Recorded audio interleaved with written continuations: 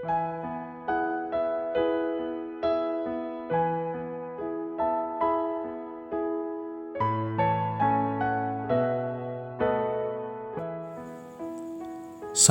salam patunggilan.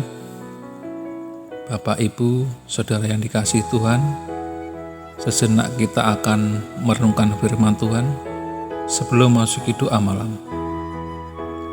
Marilah kita memohon tuntunan Tuhan dalam doa.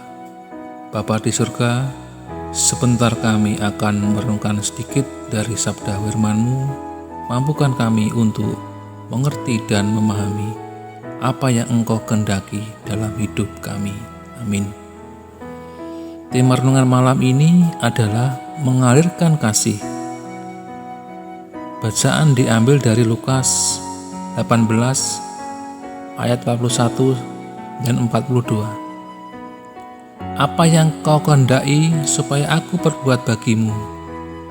Jawab orang itu, Tuhan, supaya aku dapat melihat. Lalu kata Yesus kepadanya, melihatlah engkau, imanmu telah menyelamatkan engkau. Bapak, Ibu, Saudara yang diberkati Tuhan, dunia ini hiruk pikuk seperti sekarang ini bisa membuat kita tidak lagi memiliki kepekaan mengenai apa yang terjadi di sekitar kita.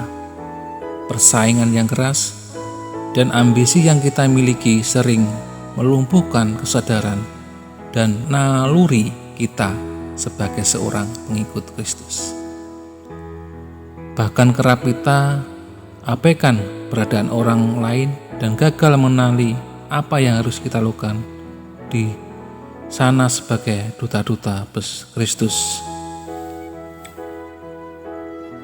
Tuhan Yesus memperlihatkan kepeduliannya kepada seorang pengemis buta yang berteriak di tengah-tengah kerumunan orang banyak.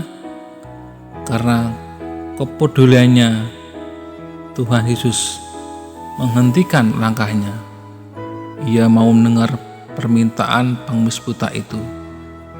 Maka ia menyuruh orang-orang untuk membawa dia ke hadapan. Ketika si pengemis buta itu telah berhadapan muka dengan dia, Tuhan Yesus bertanya, apa yang engkau kehendaki aku berbuat bagimu? Pertanyaan itu pastilah terdengar begitu menarik di telinga si pengemis buta, karena dapat dipastikan selama ini belum pernah ada orang yang menanyakan hal itu kepada dia. Keyakinannya akan siapa Tuhan Yesus yang selama ini ia bisa dia dengar, mendorong dia untuk menjawab, Tuhan, supaya aku dapat melihat. Tuhan Yesus melihat iman yang ada dalam diri si pengemis buta ini. Maka Tuhan Yesus bukan saja memberikan kesembuhan, Dia juga berkata, imanmu telah menyelamatkan engkau. Tuhan Yesus sekali lagi memberikan demonstrasi kasih dan kepedulian yang besar kepada kita di tengah-tengah hiruk pikuk dan kerumunan yang demikian bising. Telinganya sanggup mendengar jeritan umatnya yang membutuhkan kehadirannya. Sebagai pengikut Kristus, seharusnya kita melakukan hal yang sama. Milikilah hati seperti Tuhan Yesus yang berbelas kasih terhadap sesama. Jangan hanya fokus pada diri dan kepentingan sendiri semata. Kasih Tuhan Yesus yang telah mengalir deras di dalam kehidupan kita, kiranya kita alirkan juga kepada orang lain yang membutuhkan kasih, perhatian, dan pertolongan kita.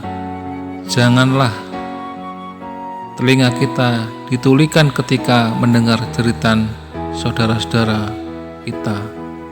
Mari ulurkan tangan. Tuhan Yesus memberkati. Amin.